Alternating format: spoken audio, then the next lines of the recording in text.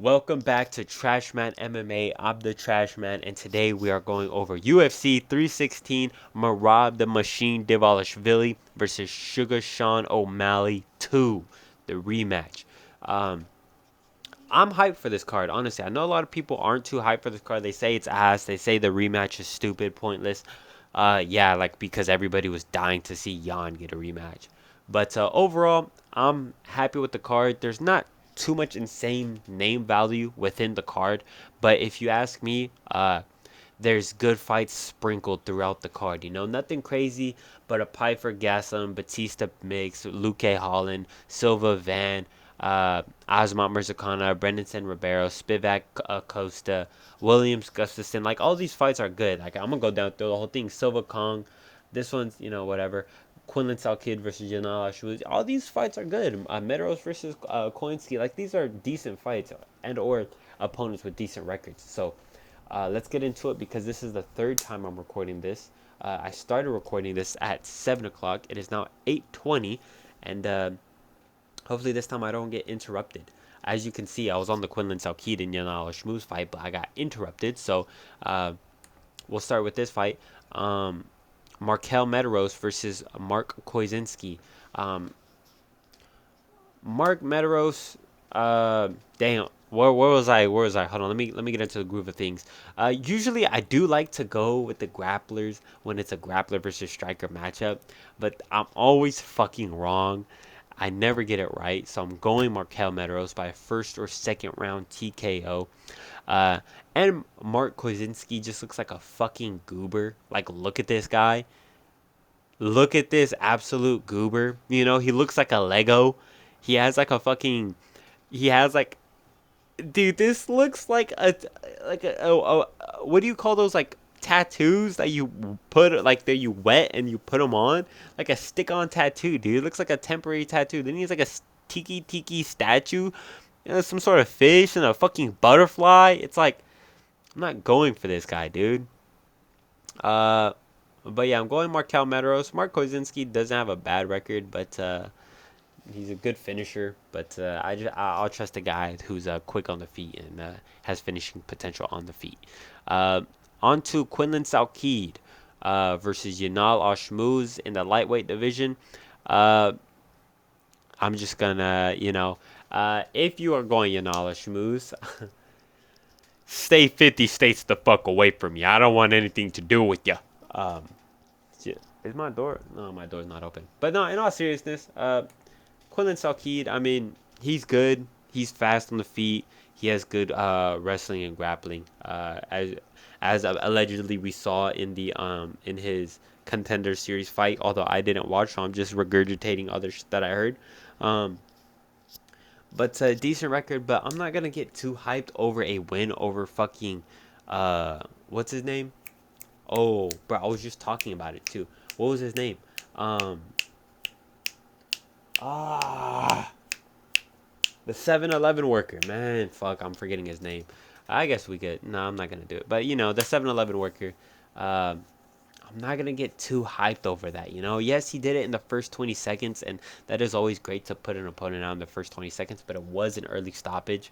Uh, we do have to bring that in. It was impressive, but um, I just don't think Yanala Shamusa is going to be able to bully him in the clinch. He's not going to be able to press him up against the fence or hold him down like he does at Trevor Peak. Especially with Quinlan having a 75-inch reach advantage over Yanala Shamusa. I just see Quinlan being able to stick and move all night long and even potentially put him away in the first or second round. So that's what I'm going to go for. Quinlan Salkid in the first or second round, TKO over Yanala Shmooze. On to the next fight of the night, which is Jeka Sergey versus Juseng Yo.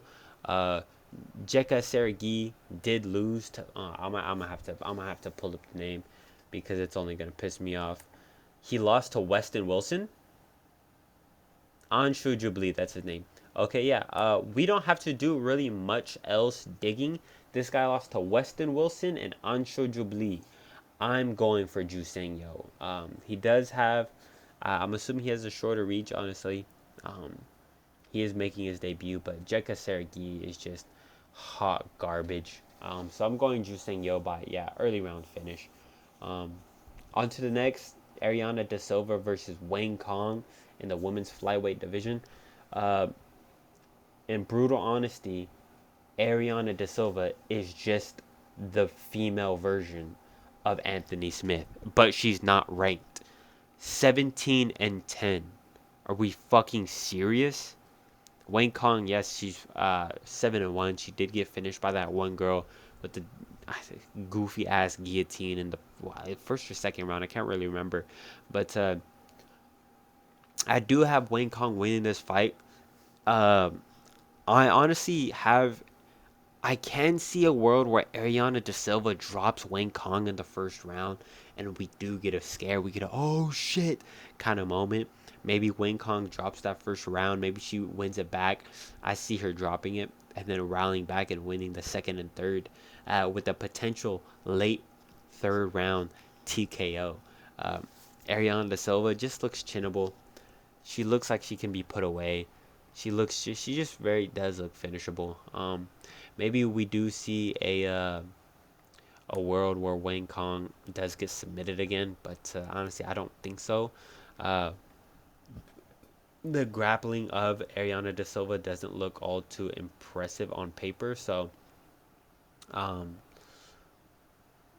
so yeah, I'm going Wayne Kong, but honestly, late third round TKO against Ariana De Silva with a potential, yeah, first, second round scare where Ariana De Silva drops her, and we all jump up out of our seats that the Joker got dropped, which I believe happened in that fight against that other Brazilian girl that she went up against. So maybe we'll see a part 2 of that. Also, missing weight by 7 pounds is despicable. I can't believe. I'm so glad that Wayne Kong actually accepted the fight, because I was fearing that. Honestly, yeah, if this fight was dropped, it wouldn't be that. I'm not saying Wayne Kong is carrying the card. By no means am I saying Wayne Kong is carrying the card, but you know what I mean. That would just be that less name value and hype going into this card. So I'm glad Wayne Kong took the fight. Nice little paycheck for that 25%, maybe it's 30% now. I don't know. But if she gets the win, that'll be even better for Wayne Kong. So I'm going Wayne Kong late round, third round TKO. On to the next, on to the prelims. Chaos Williams versus Andreas Gustafsson.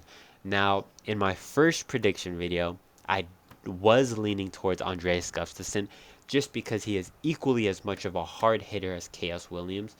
But if you look through some of his opponents, dude, I'm not kidding you. There was I believe there was a 20 something and 80 opponent in there. There's like a 17 and 18, I believe. Like, yes, he's he's doing what he needs to do to these opponents, but he's taking them to like the second and third round. It's like, dude, I don't know. He's making his debut. I don't know how we have stats on the guy if he's making his debut. But good takedown defense, good takedown accuracy.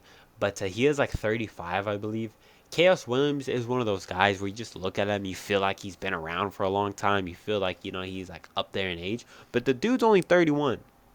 He was signed to the UFC in 2020, and he is coming off of a humiliating loss to, I believe, Gabriel Bonfim, where he got turned into Golden Freddy, which is one of the nastiest submissions I've ever seen, dude.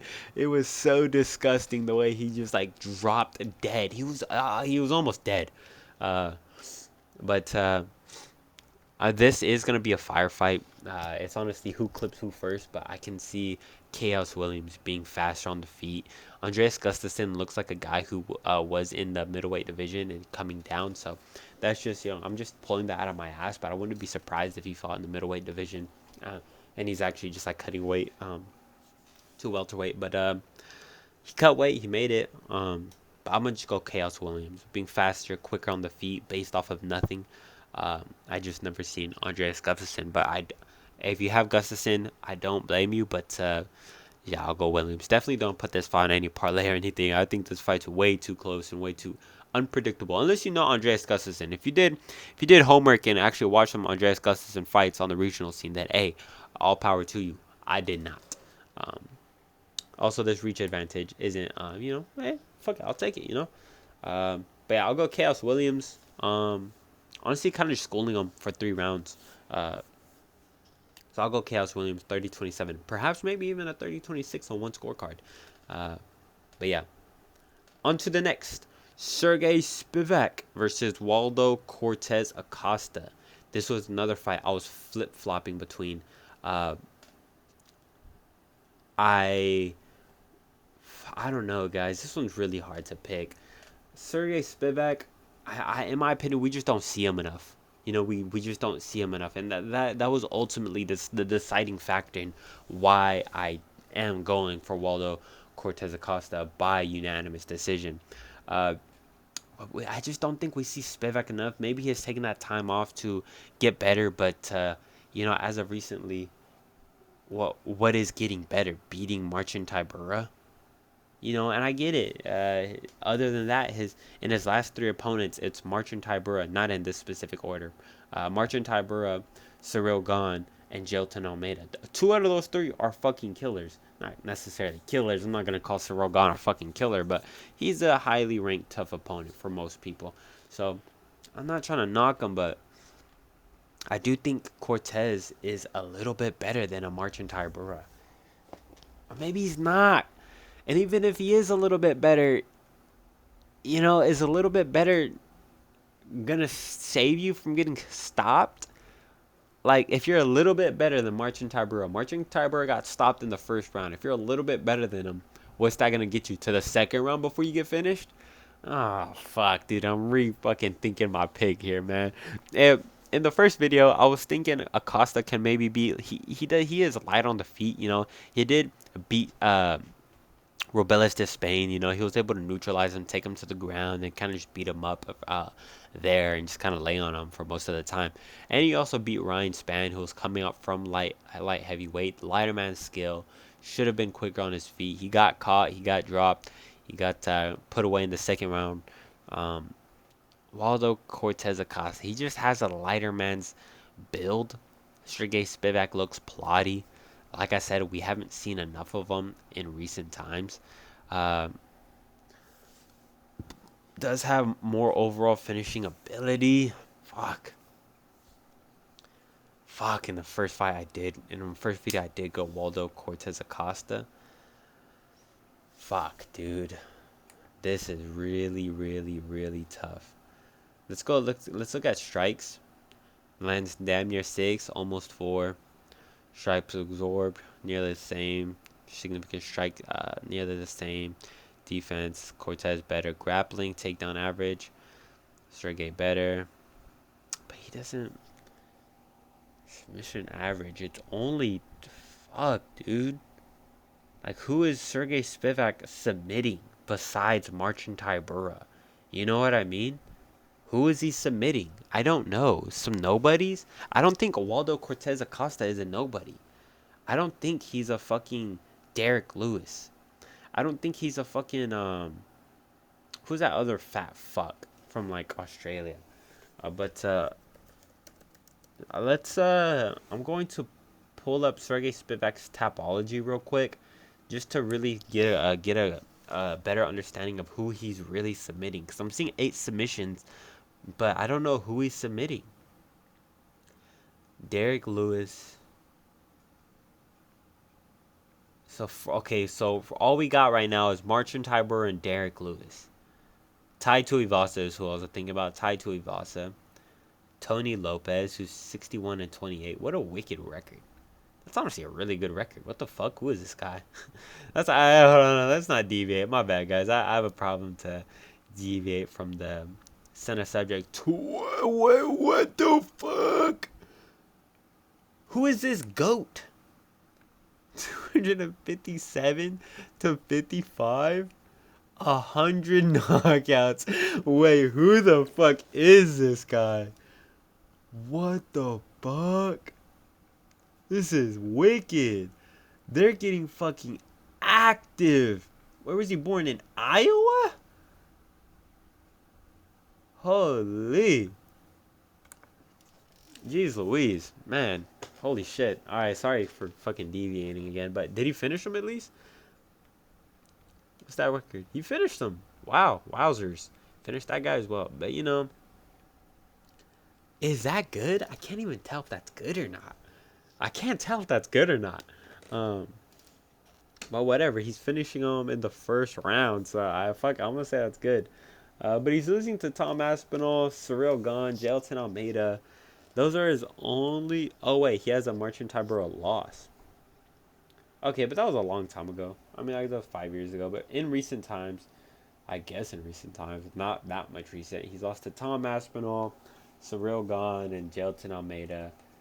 I just, it's not that I think, it's not that I believe Waldo Cortez Acosta is on that level. I just don't think he's as bad as a Marcin Tybura and Derek Lewis and Tai Tuivasa. You know what I mean? And that's really ultimately why I'm going Acosta. I just don't think he's as bad as those guys.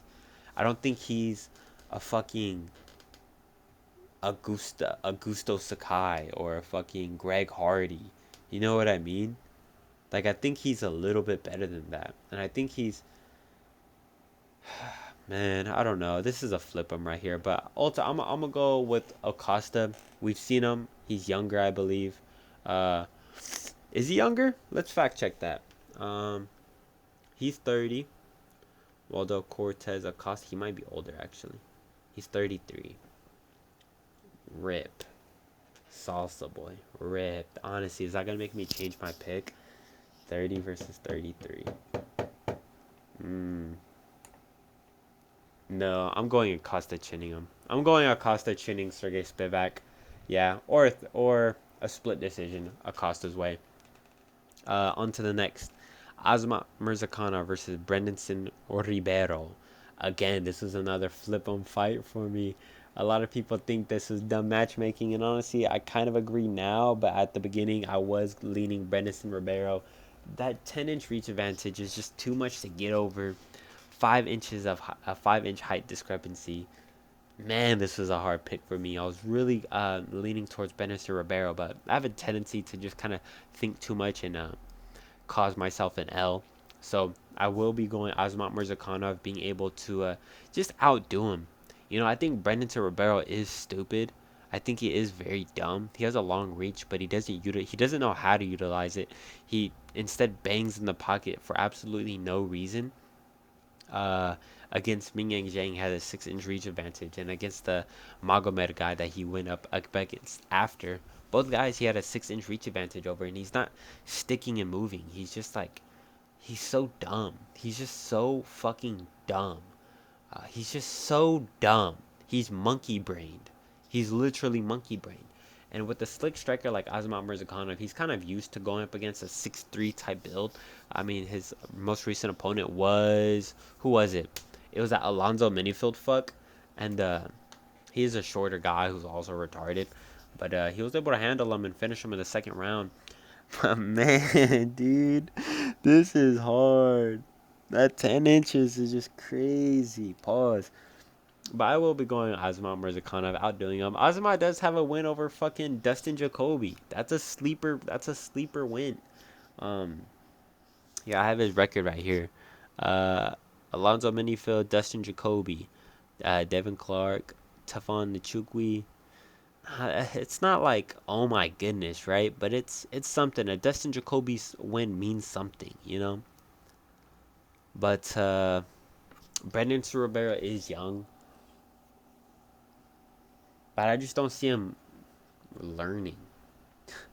As funny as that may sound, I just don't see him learning. And he was already going up against Johnny Walker, who was supposed to be his original opponent, another wiry esque striker. But who is Brendan Turo beating? You know, Kyle Machado, a fat heavyweight coming down, who he beat via split decision.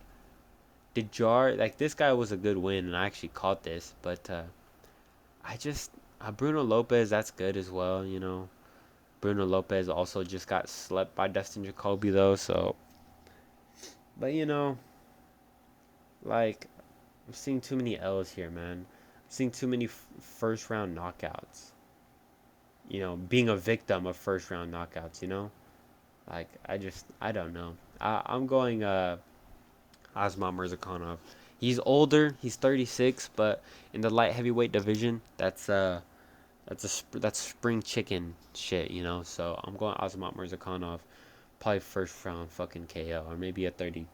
You know, maybe I don't know. I'm going Azamat Murzakanov by finish. I don't know when, I don't know how, but I'm going Azamat Murzakanov submission. Hold on, I'm gonna cough right now.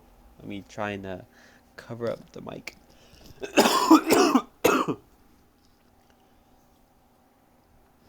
My apologies. I'm going Azamat Murzakanov though. On to the headliner of the prelims, my GOAT, Joshua Van versus Bruno Silva, rank 14 versus 12. Bruno Silva with this fucking chipmunk monkey build. Fucking goofy ass looking motherfucker. Dude, just look at him. I don't know. Just look at his fucking face. Dude, look at his face. He looks. His name is the Bulldog, no? He looks like a fucking bulldog. Um, but just let me read this record off to you guys real quick. 14-6-2-1. The bro is basically 14-9. That is an absolutely despicable record. Not only am I going for Joshua Van because of that, but also because Bruno Lopez is 35, and unlike heavyweight, this is not a weight class where you want to be 35. This is not a weight class where you want to be the guy, the slower guy, the more battle-tested guy. I think Joshua Van is just too young, too fast, and this record is a whole lot better than 14-9. But no, that's not the only reason why I'm going Joshua Van. I can see why some people may be going Bruno Silva. I believe what Kenny Okoye went Bruno Silva.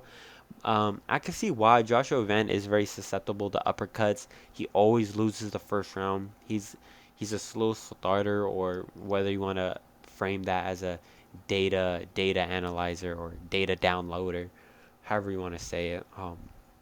He always drops that first round. He always seemingly gets hurt in the first round as well, and in the third.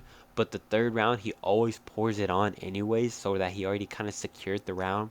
And even though he does get hurt and typically hit by something big in that third round, um, he's already kind of winning it. And the only fight that we've seen of him so far where that hasn't been the case is the Charles Johnson fight. But that is a longer, rangier kind of guy. He's not the longest though, but Charles Johnson is a tricky puzzle to solve, and it's honestly impressive that he's not ranked anymore. It's kind of disrespectful if you ask me. Uh, but Bruno Silva, he's shorter than him.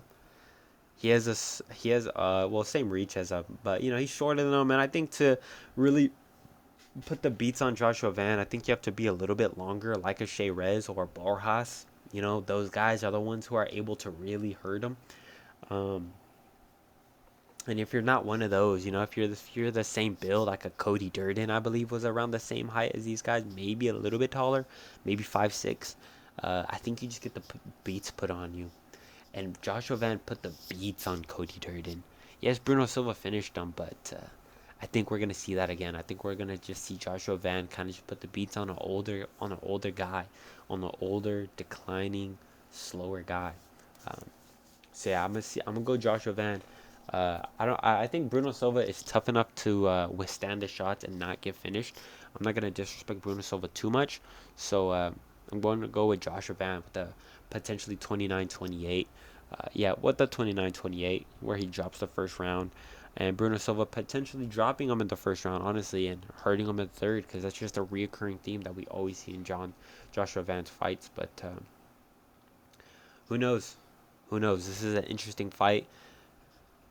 Definitely will be watching my Burmese goat in action, though, and I can't wait. Uh, but yeah, I'm going Joshua Van 29-28. On to the main card. Vicente Luque versus Kevin Holland. Now, I see a lot of people. I know Vicente Luque is the underdog. Um, Kevin Holland is the favorite. But I'm seeing a lot of people give Vicente Luque too much credit. I don't remember any other really MMA YouTubers' picks, but I know some people are choosing Vicente Luque over Kevin Holland. Mr. 4570. That's what his record's gonna fucking look like. Haha, everybody's fucking make that joke. Um, but it is better than this. I mean, their records are nearly identical. Both coming off wins. Who did Vicente? Oh, Thamba Garimbo with a fucking what a Darce choke, I believe, or Anaconda, one of the two. I believe it was an Anaconda. Uh, but honestly, guys, Vicente Luque's washed. He's washed. And I get it, some people want to pick him.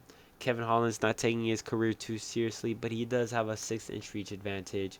He is 4 inches taller than him. He actually has the same fucking stats as Brendanson Ribeiro. Can you believe that? That's crazy. But the reason why I'm going Kevin Holland, look at his losses. Objectively, just looking. Oh my goodness. Let's look at Kevin Holland's losses and tell me if Vicente Luque is going to beat this guy. Rainer de Ritter, a former light heavyweight, double champion from one championship, Rainer de Ritter. Beat him in the first round, submission. Roman Dolidze, first round technical TKO because Kevin Holland's rib popped out. But Roman Dolidze is not a bad striker. Dude, he genuinely might beat Israel Adesanya, you know? Roman Dolidze isn't half bad now. Michael Page, the fastest striker in the UFC. Champion Jack Della Maddalena, split decision. Now, although if you look at the fight, you know, JDM did win. Wonderboy Thompson. Stephen Wonderboy Thompson, who he agreed to have a strictly stand-up battle against, where he then tapped out on the stool to a broken hand. Khamzat Chimaev, undefeated, is going to be fighting Dricus du Plessis for the middleweight title in a few months. And that's about as far back as I would go. But like these are next level fighters. With the exception of a Wonder Boy and a fucking Roman Dolidze, these are next level fighters. Page gives JDM a run for his money, whether you believe it or not. Page does. Vicente Luque is not one of these guys. Vicente Luque is a Gunnar Nelson. Vicente Luque is a Michael Chiesa, is a Ponzinibbio. And these are guys that Holland swiftly takes care of. Holland wins this fight 10 out of 10 times. I do not see a world where Kevin Holland loses this fight. I do not see a world where Vicente Luque's back. Because he's not.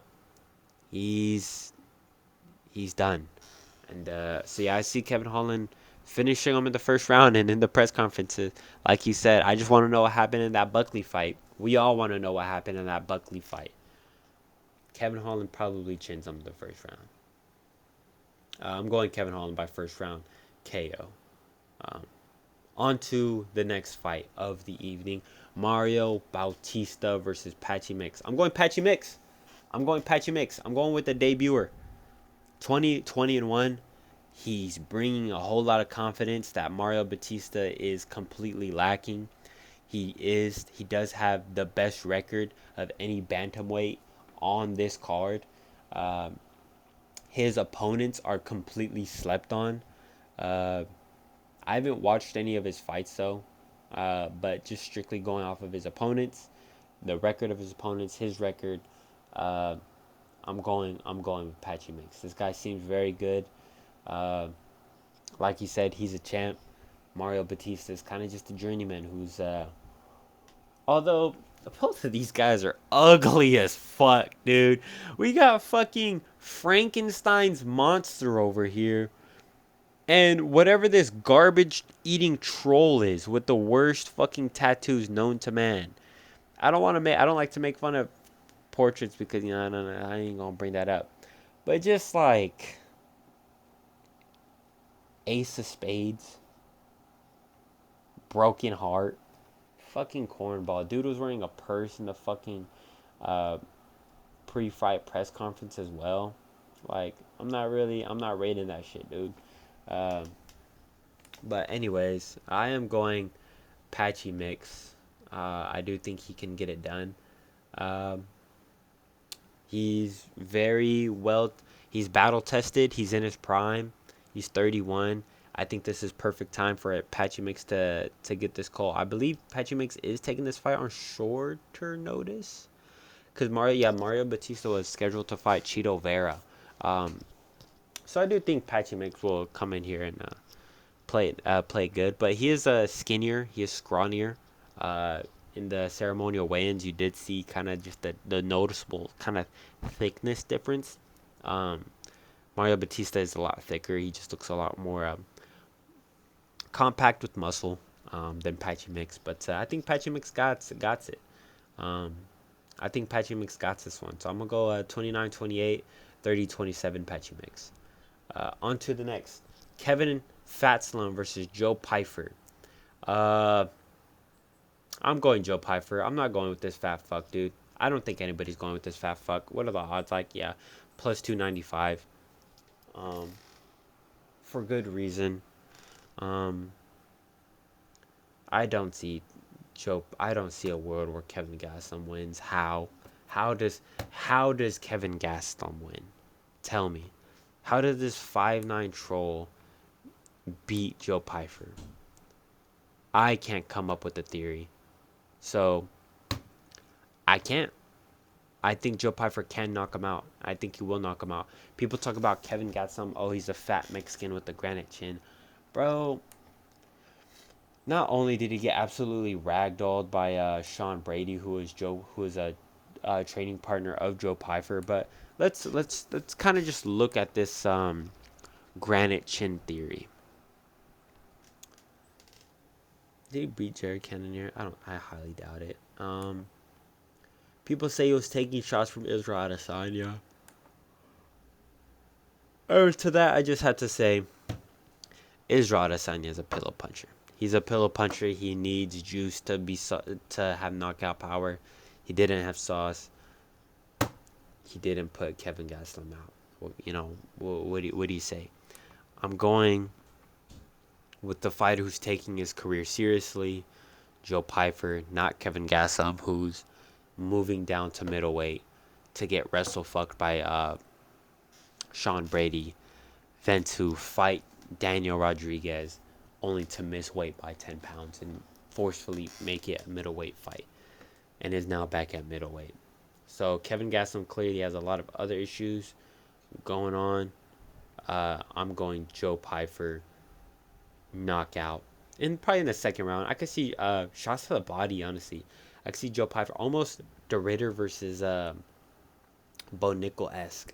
He's just too wide in the body for anybody not to throw shots there. He's so fucking... He's like a table.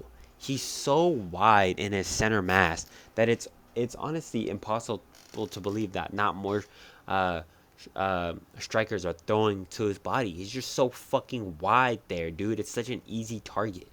So yeah, I'm gonna go Joe Pyfer, TKO to the body, shots to the body. Yeah, second round. On to the next. Juliana Pena versus Kayla Harrison. Dude, either of these guys? Oh yeah, I don't know, something. Let me take a fucking sip of water right here real quick.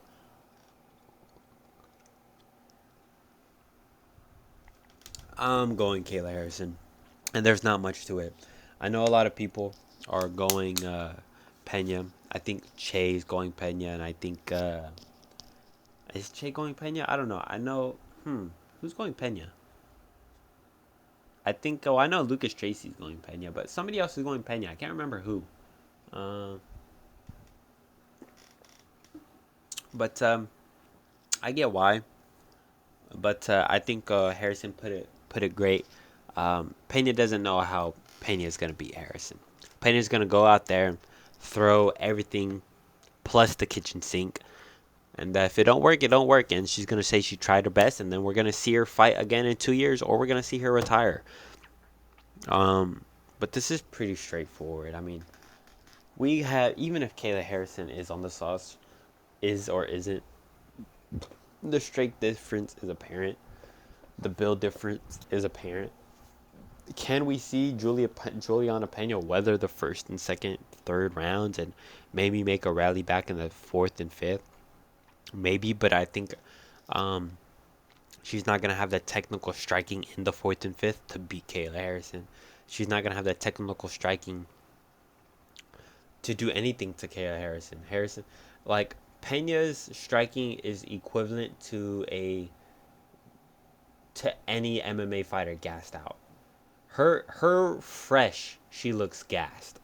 So in the fourth and fifth, I don't see her being the one who's not wilting. I don't see her putting the beats on a Harrison who's, oh my gosh, Harrison's wilting and Juliana Pena's slick striking is putting it on her. No, it's not gonna happen. Pena's gonna be closing her eyes, running forward, throwing left and right hooks over and over again until something lands. Which it just won't.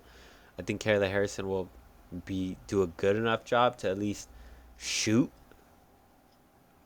Maybe do a judo toss, what she's known for. If Harrison doesn't, fucking elbow her into oblivion in the first, second, or third round.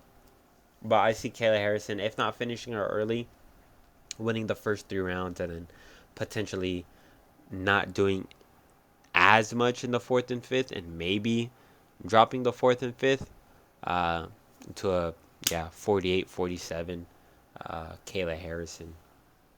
And new. Bye bye, Juliana Pena. See you in 2027. On to the main event of the evening. 326. The card. The two people that brought us this card.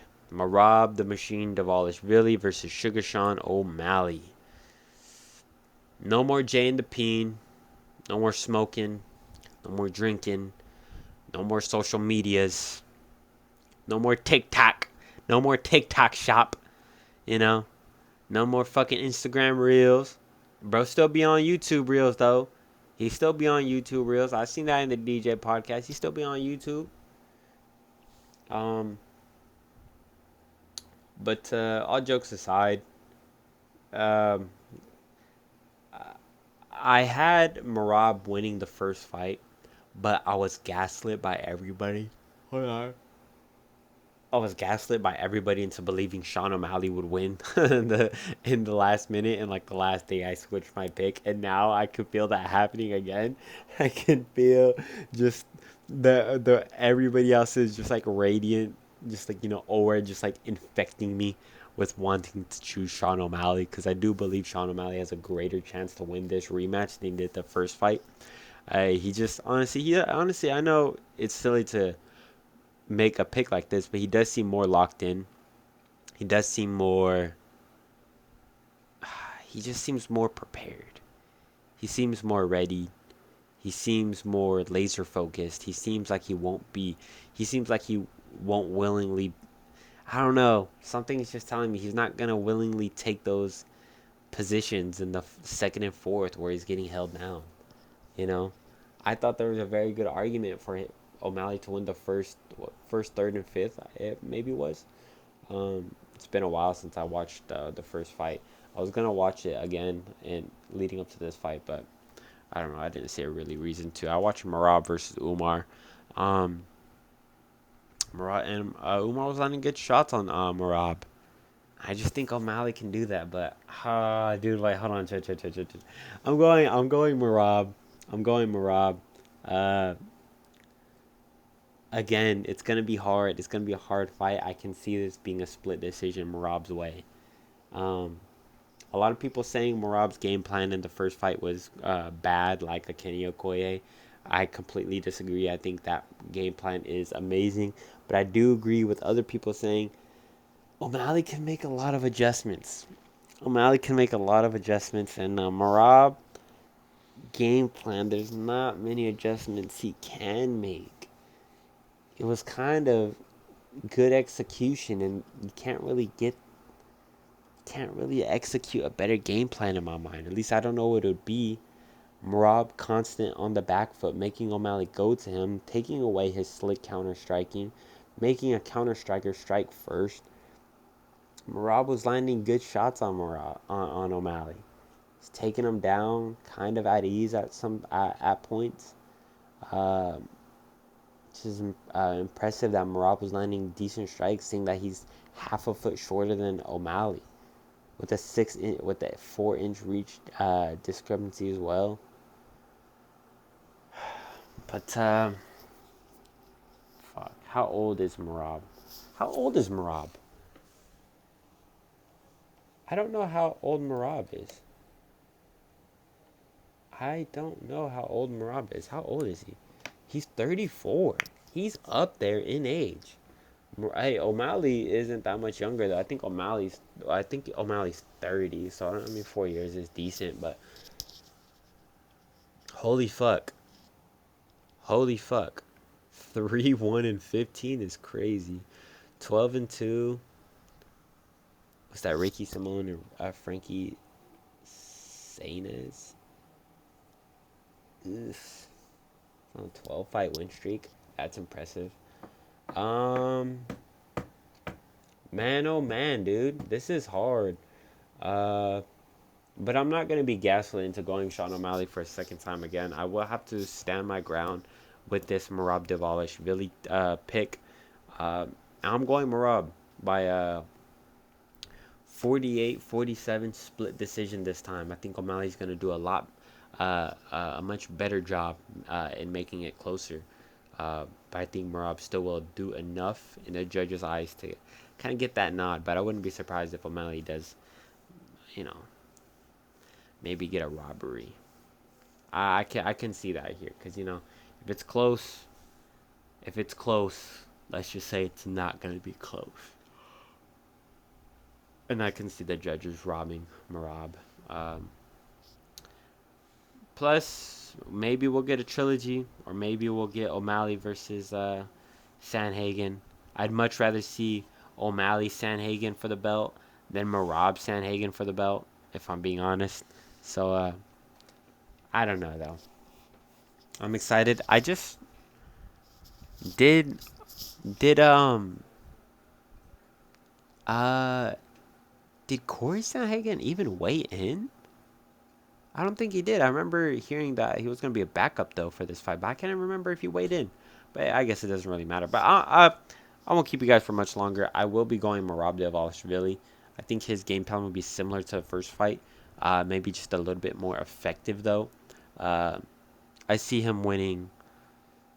I can see him winning the first,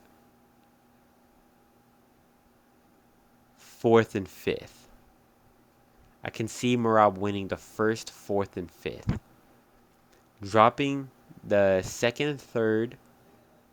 Um, Maybe O'Malley kind of gets the read on Merab in the first round. He sees what he's throwing. He sees his combos. He's able to stuff a few takedowns. Maybe not stuff the others.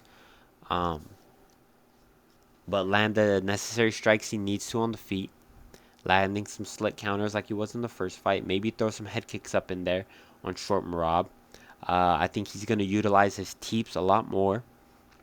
We've seen in the fifth round was a lot more effective, but I think in the fifth round, Merab was already willing, kind of set in his groove, kind of setting like I won this fight. We've seen in the Umar fight, he kind of not coasted, but yeah, that was a bad example because he kind of only coasted in the final 5 seconds of that fight. So I'm not gonna want to bring that up, but we've seen O'Malley hurt Merab with teeps to the body a lot, not a lot.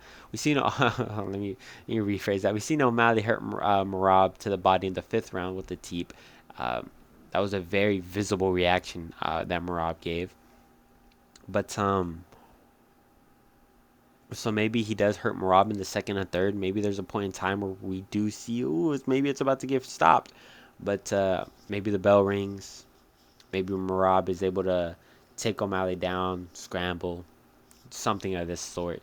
Um, Hold him down. But Sean O'Malley stealing that second and third. And Merab coming back and winning that fourth and fifth. That's how I see this fight going. Merab wins the first, fourth, and fifth. O'Malley nearly finishing him in the second or third. People saying arguable 10-8, but no, it will not be. Um, Rob, 48-47 split decision. That's how I see this going. Um, yeah, I think it potentially could be kind of a lackluster night for the both the championship fights, but I'm here for it either way. I'm excited. I have a long day at work before this, so hopefully I'll come home to some good scraps. But the only fight I'm really looking to, Bruno Silva versus Joshua. Man, I'm really looking forward to this fight. And I guess I could go over who I believe is gonna get fight of the night and that stuff. Actually, I think Bruno Silva versus Joshua Van will be fight of the night. I think Joe Piper will get a performance of the night. Potentially Kevin Holland as well. They always like to give Kevin Holland bonuses for whatever reason. Um, maybe a Wing Kong. No. Hey, I don't see any of these fucking prelimers getting this besides this for fight of the night. So I think Joshua Van fight of the night and Kevin Holland and Joe Piper getting performance of the night. So with that being said, guys, that was my prediction video of UFC 316, Dvalishvili versus O'Malley 2. Um, I hope you guys enjoyed the card, and I hope you guys enjoyed this video. If you did, leave a like, leave a comment, potentially subscribe if you'd like. And yeah, I'm out of here. See y'all with the recap video in the evening of Sunday, probably. I won't be able to do it tomorrow because seeing this as a 2 championship fight, it'll probably wrap up around 11, which would be too late for me to make a video. So I'll probably make it Sunday in the afternoon after I get off of work. So enjoy your guys' night. Have a good day. And yeah.